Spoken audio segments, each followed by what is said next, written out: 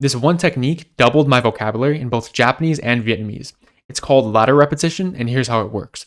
Basically, what you're going to want to do is you want to use words that you're currently learning to learn new words. An example of this in action is the Migaku SRS course that I'm going through in Japanese. Basically, what it will do is it'll teach you a word, for example, ore, which means like I, me. And then the next day, it'll teach you wa, which is like a particle. And then the next day after that, it'll teach you the word kaeru. But the sentence it will give you is ore wa kaeru, which means like I am going home, right? And so the thing is, it taught you the new word kaeru, but with two of the previous words that you have learned the previous day. So not only are you learning a new word in a context that you understand it in, but you're also reviewing. You're getting like you're double dipping because you're getting review of the words that you had previously learned, right? And so if you're learning Japanese, I would recommend the Migaku course. I'm not affiliated with them, but it is a really good program. You do have to pay for it though, right? And then alternatively, if you're not learning Japanese, Refold, you probably know who Refold is. If you don't, they have like a website and a YouTube channel and stuff like that. Just search up Refold. They sell these Anki decks, which is basically just like flashcard decks. And that do the exact same thing that I'm talking about here, where they'll teach you words and then they'll teach you new words using those previously taught words to really reinforce the vocabulary. Those decks are about $20. Honestly, like I think buying products like this is super worth it because to make this stuff yourself is a little bit of work. But if you're already beyond the point of learning the most common 1,000 words, or you don't want to pay for a service, I got you. I'm going to be showing you how to do it completely for free, right? So this actually is the very method that I used in Vietnamese to really skyrocket my vocabulary. The one that I used in Japanese was me just paying for a service that did this for me, but in Vietnamese, this didn't even exist. So I had to do it myself. So this is super, super effective and powerful. So what you're going to want to do is go immerse and find a word that you don't know. Should be relatively easy because you're not that good. No, I'm just kidding. But find a word that you don't know. So I was looking at the news in Vietnamese and I found this word that I don't know, đàm phán, right? And so this word, upon looking it up, it means negotiation. So I didn't know that word. I literally just went over and looked it up right now. So I found this word that I don't know. And then so I'm going to use this website called Youglish. And basically this website is super good. I talk about this on the channel all the time. It's a completely free website that's really, really good. So you're going to want to go on Youglish, type it in, select your language, and then copy paste the unknown word that you found in your immersion into here. And the reason why I didn't just take the word from the original context that I found it in is because the news doesn't have like accompanying audio. And so I wanted to use Youglish because everything on Youglish has audio accompanying it. So you don't have to worry about like finding your own audio.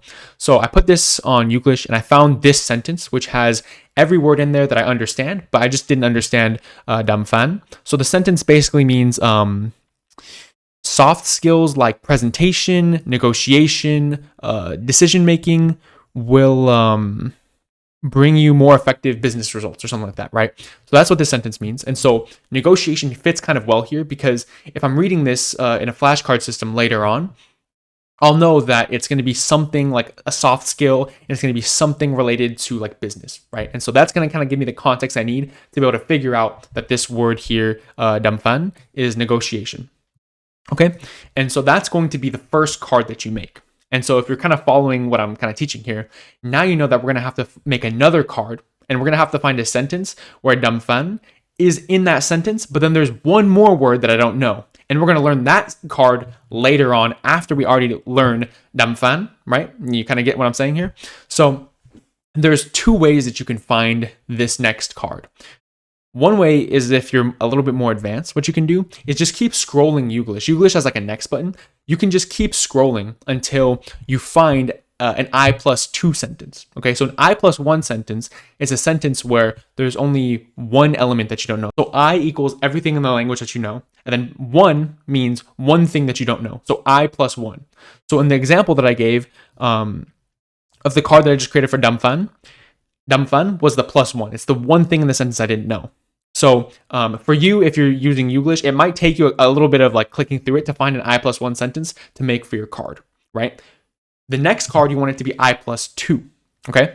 So you can keep scrolling Youglish until you find an I+2 sentence. If you're a more advanced learner, then pretty much almost everything that you click through on Youglish is either going to be I+1 because there's the one unknown word that you inputted, or I+2. So it's pretty easy to find an I+2 sentence on Youglish. So after scrolling through Youglish for a little bit, I was able to find an I+2 sentence that we're going to store for later, right? So it has đàm phán here, but it also has a new word that I don't know, which is thương mại, right? And that means commerce, right? So I didn't know that word. So we're going to learn that word tomorrow or the day after or something like that, right? So now we have two different sections for our learning. We have today's cards, and then we have the card queue, right? And so you don't actually have to put it in a document like I do. That's just what I personally did when I was learning Vietnamese. So I'd have today's cards, and I would go through, I'd watch content, and I would create all the cards for that day. And then at the end of the session that I was studying, I would put all of today's cards in Anki, right? And then I would study them. And then the next day, I would move the cards from the card queue into today's cards, add more cards for that day, then put all of those in Anki, right? So you can do that. Or you can just, as you're learning, just put them straight into Anki and then just only have a notes tab for your card queue. That's what you can do as well. So just to recap today, I would put this sentence into my spaced repetition software, whether that be Anki or Migaku SRS or whatever it may be.